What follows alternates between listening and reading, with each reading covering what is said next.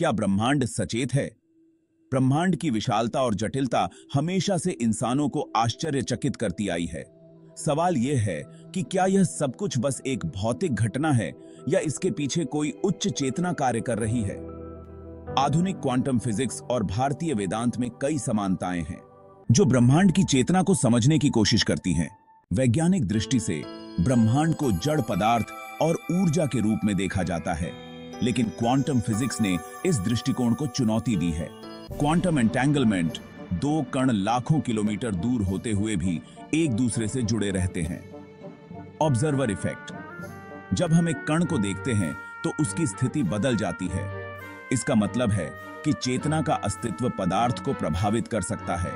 भारतीय दृष्टिकोण, वेदांत कहता है कि अहम ब्रह्मास्मि, आत्मा और ब्रह्मांड एक ही चेतना के भाग हैं। उपनिषदों में ब्रह्मांड को चेतन ऊर्जा के रूप में वर्णित किया गया है। क्या चेतना केवल मस्तिष्क तक ही सीमित है? न्यूरोसाइंस का दृष्टिकोण, मस्तिष्क की न्यूरल एक्टिविटी से हमारी सोच और भावनाएं उत्पन्न होती हैं, लेकिन क्या चेतना केवल न्यूरॉन्स का खेल है? क्वांटम माइंड थ्योरी, भौतिक वैज्ञानिकों जैसे डॉक्टर रोजर पेनरोस का कहना है कि चेतना मस्तिष्क के माइक्रोट्यूब्यूल्स में क्वांटम प्रक्रिया के कारण उत्पन्न होती है। यह बताता है कि चेतना का स्रोत ब्रह्मांडीय स्तर पर हो सकता है। क्या ब्रह्मांड चेतन हो सकता है? पैनसाइकिज्म, यह धारणा है कि हर चीज में किसी न किसी रूप में चेतना होती है। वैज्ञानिक मानते हैं कि ब्रह्मांड में ऊर्जा और पदार्थ का हर हिस्सा चेतन हो सकता है। होलोग्राफिक यूनिवर्स थ्योरी, यह सिद्धांत कहता है कि ब्रह्मांड एक विशाल होलोग्राम की तरह है जिसमें हर बिंदु पर पूरी जानकारी मौजूद है। इसका मतलब है कि ब्रह्मांड का हर भाग किसी न किसी स्तर पर जानकार हो सकता है। भारतीय दृष्टिकोण, भारतीय वेदांत में ब्रह्मांड को परमात्मा या सर्वव्यापी चेतना कहा गया है। योग और ध्यान के माध्यम से इस चेतना से जुड़ने की बात कही गई है।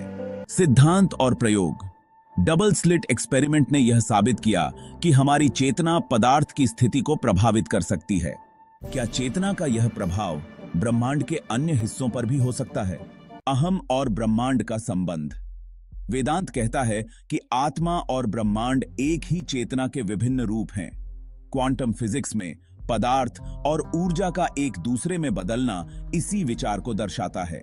विज्ञान आज भी ब्रह्मांड की चेतना को समझने की कोशिश कर रहा है। विज्ञान इसे क्वांटम इफेक्ट्स कहता है, जबकि आध्यात्मिकता इसे परमात्मा मानती है। दोनों का मेल एक नए दृष्टिकोण की ओर इशारा करता है। क्या ब्रह्मांड सचेत है?